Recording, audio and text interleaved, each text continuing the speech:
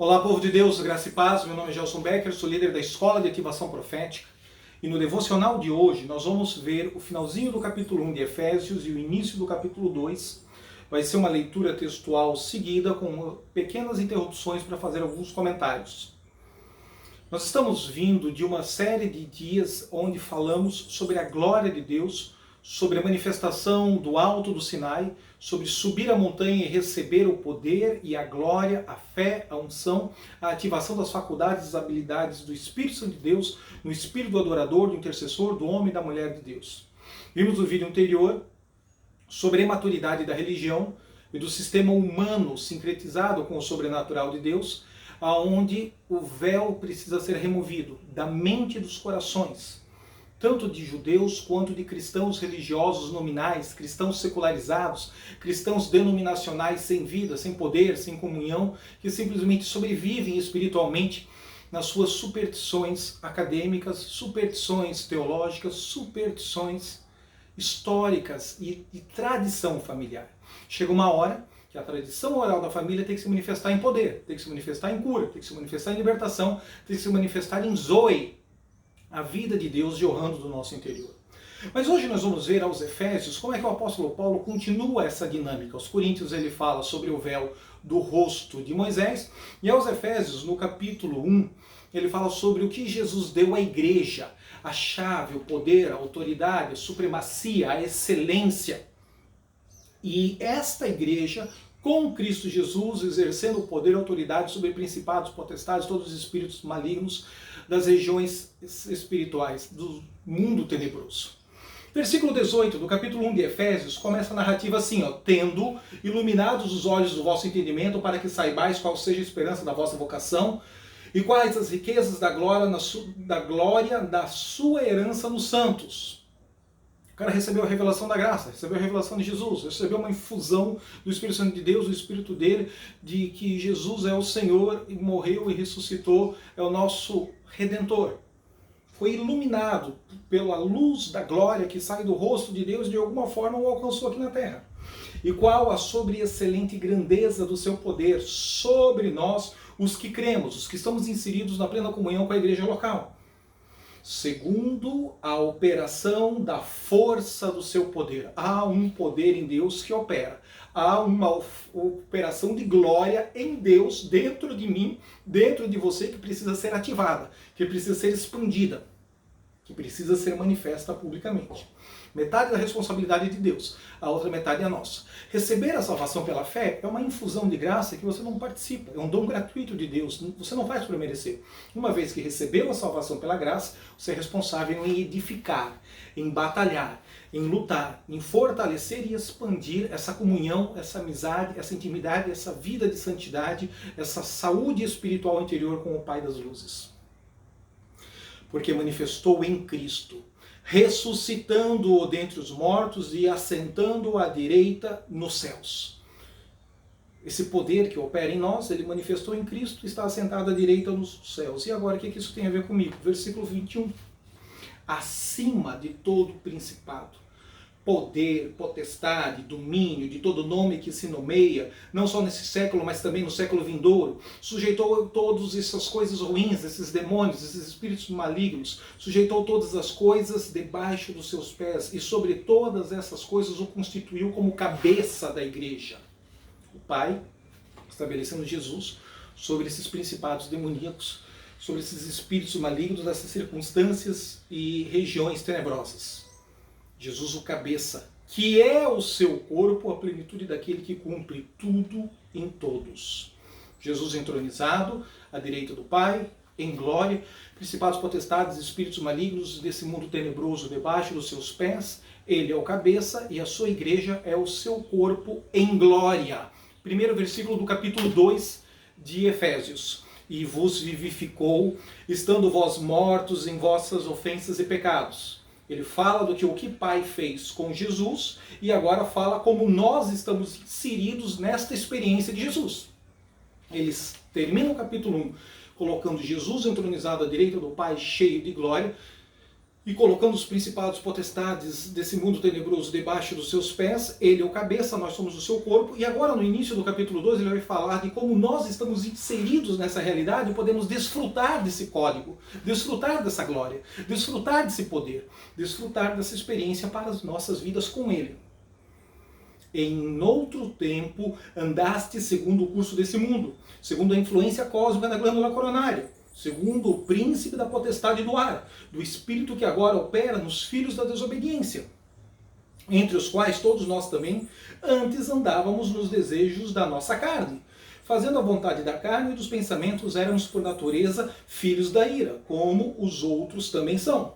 Mas Deus, que é riquíssimo em misericórdia, pelo seu muito amor, como Ele nos amou, estando nós ainda mortos em nossas ofensas, nos vivificou juntamente com Cristo Jesus, porque pela graça sois salvos. É o versículo 18 do capítulo 1.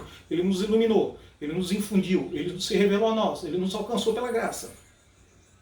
E nos ressuscitou juntamente com Ele, Jesus, e nos fez assentar com Cristo Jesus nos lugares espirituais, nos lugares celestes, nas regiões espirituais, em Cristo Jesus. Para que Ele fez tudo isso? Para mostrar nos séculos vindouros as abundantes riquezas da sua graça, a multiforme graça, conforme a sua tradução, pela sua benignidade, misericórdia para conosco em Cristo Jesus. Por quê? Pela graça sois salvos, por meio de fé. Isso não vem de vós, é um presente, é um favor imerecido, é o dom de Deus. Não vem das obras para que ninguém se glorie, se vanglorie, se ostente diante de Deus. Porque somos feitura sua, criados em Cristo Jesus para as boas obras, as quais Deus preparou para que nela andássemos, ou seja, caminhar, relacionamento, comunhão, muito mais do que um fenômeno ou uma experiência isolada. Se o véu, no entendimento e no coração dos incrédulos, os impedem de receber a revelação da glória de Deus, leva ele a um modelo religioso dissimulado, simbólico, ritualístico, repetitivo, mas sem vida. O Efésios 2, versículo 2 e 3 diz que antigamente a nossa mente era influenciada diretamente por um personagem chamado Príncipe da Potestade do Ar, o espírito que agora opera nos filhos da desobediência.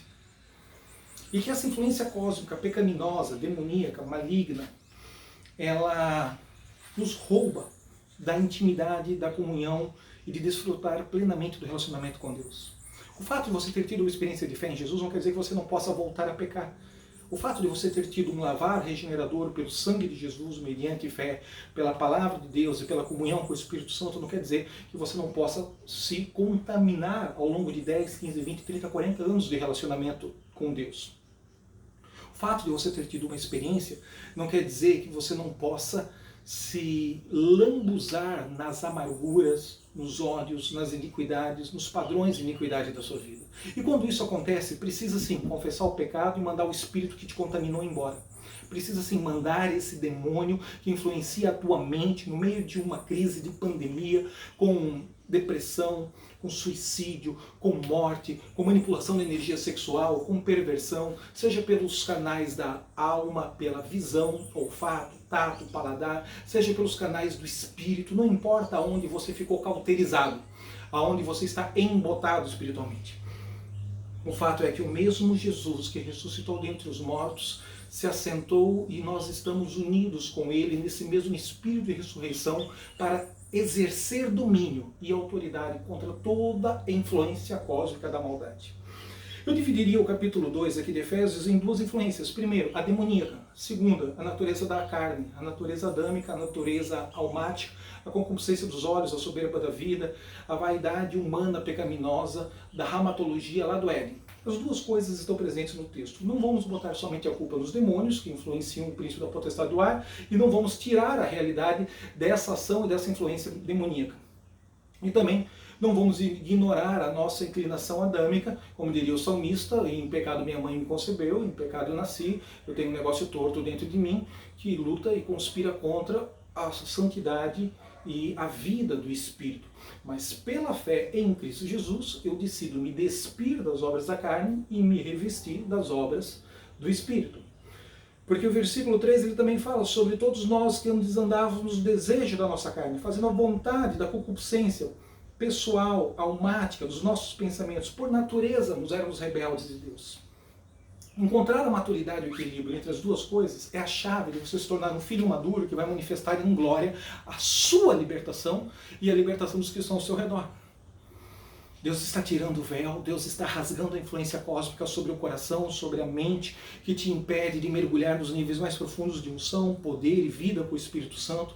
Você está nessa dinâmica de orar em línguas todos os dias, continue subindo a montanha, continue unindo o seu espírito ao Espírito do Senhor e manifestando a glória dele. Mas toda influência cósmica sobre a glândula coronária, sobre a sua mente, sobre o príncipe da potestade do ar, caia por terra agora. Em nome de Jesus, eu te abençoo com o penhor do Espírito Santo, com a comunhão do Consolador, com a intimidade do Paracletos. E eu declaro que assim como Jesus ressuscitou, o mesmo Espírito está ressuscitando agora você no seu interior. Libere um brado de júbilo, libere uma expressão de adoração espontânea. Vamos juntos unir nossos dons, talentos, manifestar a glória do Senhor e dar testemunho público do poder dele que em nós opera. Compartilhe o vídeo, comunique com as pessoas e, se possível, deposite sua oferta. Até o devocional de amanhã. Deus te abençoe.